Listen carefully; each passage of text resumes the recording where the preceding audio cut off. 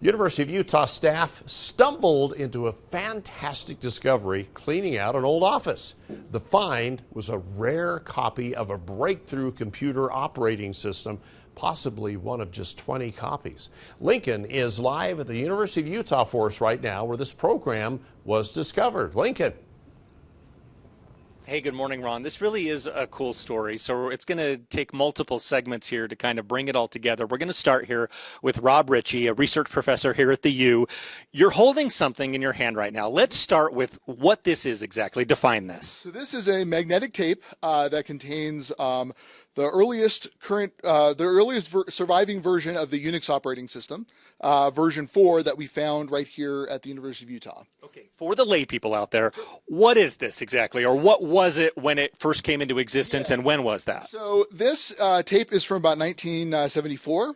And the operating system on your computer is the software that sort of manages your interface with the computer. Mm-hmm. And Unix was a very revolutionary early operating system that was developed at Bell Labs and then has spread throughout the computing world and is now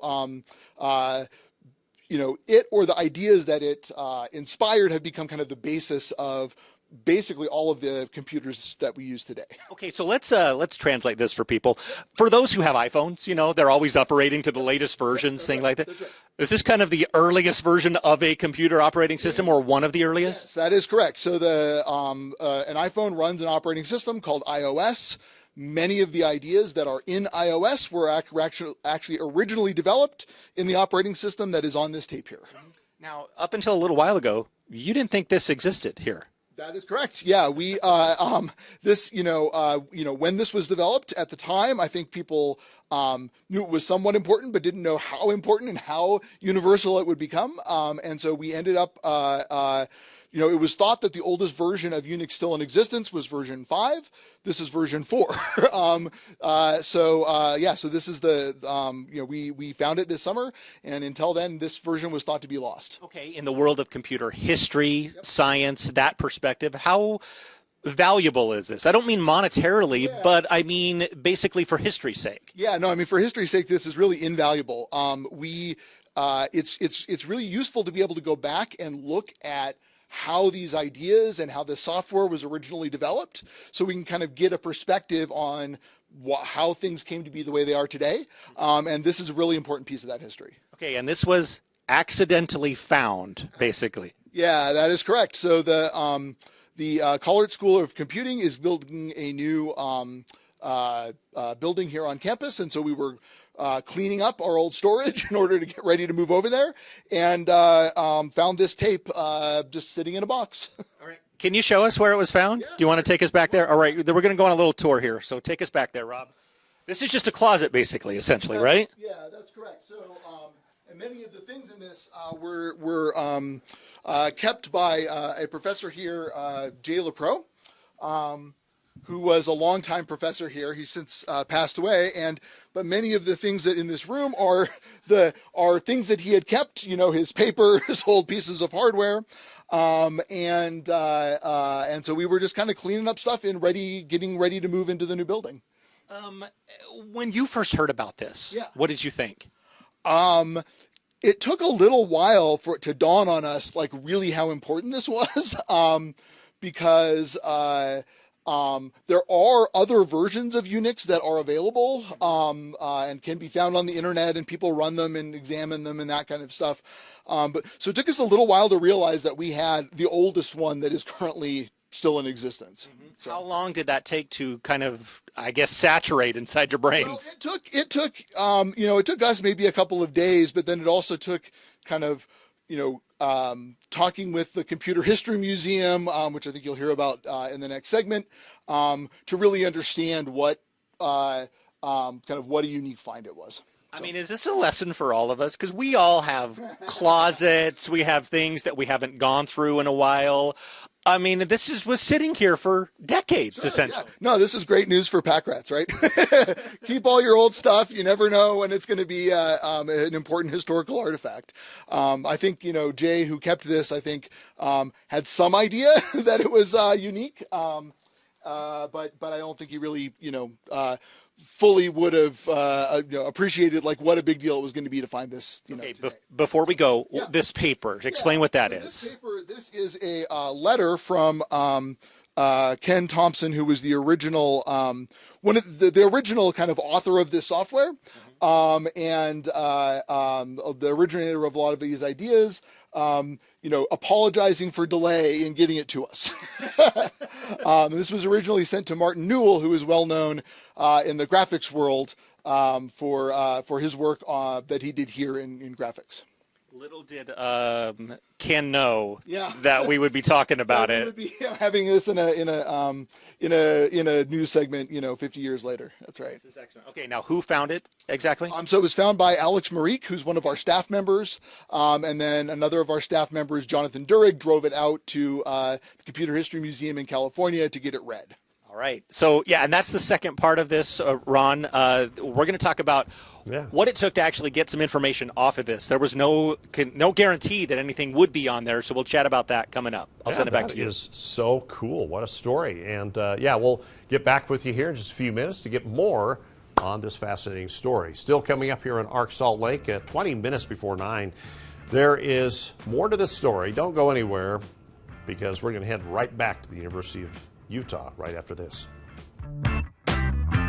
We want to head back to University of Utah right now for more details of finding a rare UNIX operating system program. This program was sent to the Computer History Museum to see what was on that tape. So let's head back to Lincoln right now with more on this story. Right, yeah, so this is kind of like the second part to this, Ron. Several people here to talk about this. I'm going to start with Alex here. He is the one who actually found this. So describe what that is. I mean, you're going through a closet. We've all gone through closets of what we would consider junk, right? Looking at stuff. Were you expecting anything like this? Absolutely not. I was expecting lots of old papers, lots of just administrative records and the like, but then one of the first boxes I opened, in fact, had this tape in it. So when you looked at it, like how long did it take to dawn on you that this is something significant? almost immediately. I mean, UNIX v4 is a very early version of UNIX, and I knew that. I didn't realize, however, just how rare this was. Looking online about UNIX v4, I saw this was perhaps the only existing copy left. What did you know had to be done at that point? Did things racing through your mind? Preservation, archival, just I needed to get this in the hands of somebody who knew how to get the data off of this safely. Mm-hmm. It's a 50-plus-year-old tape. You don't know what kind of condition it's going to be in. So I wanted to have it in the hands of an expert, so I contacted the Computer History Museum. Look, somebody who was born, I don't know, the last 20, 25 years, they're not going to know anything about this. You obviously knew about it because you're in the world of computer science. How do you describe its significance?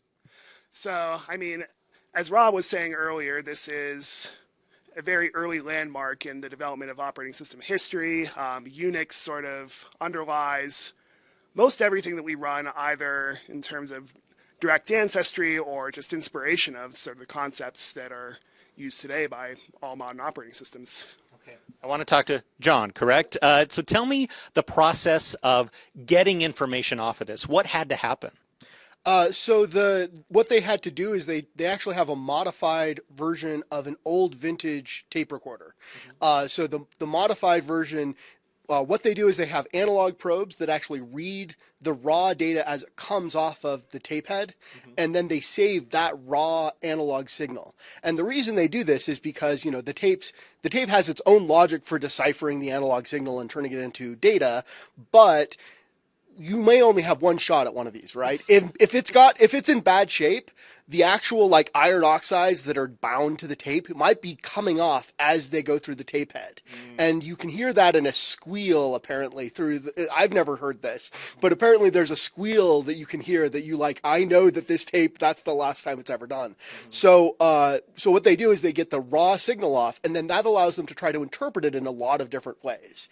In some sense, it's like a very, very high detail image of the actual raw data that then they can, try to see if there's even a faint residue of the original left, they can still try to do it.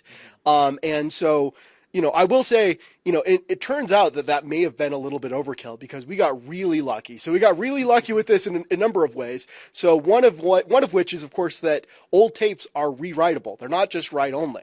Yeah. So that means that it could have been, somebody in the 90s could have come along and put, "I'm never going to give you up on it." And we would not have been able to tell based on the label. Okay. Luckily, it was the original Unix, that nobody, it really was in a storage box this whole time.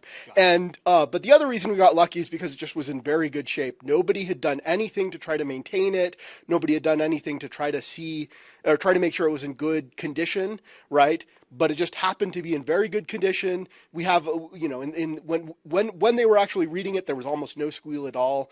We're pretty confident that if we needed to read this again, for some reason tomorrow, we probably could. All right, I'm also joined by Talia Archibald. Talia, you were at the museum where this was done. Where exactly was this, and were you nervous when this was all being undertaken? I was very nervous. So this was at their research archives in Mountain View, California, and the Computer History Museum brought together all their experts, and so it was really funny. We've been handling this tape super gingerly, but then Al Coso, their archivist, he comes along and he pulls the cover off, and he's just handling it like an expert. We'd never seen this thing opened, and so he knew what he was doing. He got the tape read, and it was really magnificent to watch. Okay, so we only have about a minute left, all of you. I have to ask the question. People will be watching. Why does this matter? Explain why it matters to you and why people you think they should find this interesting and kind of groundbreaking.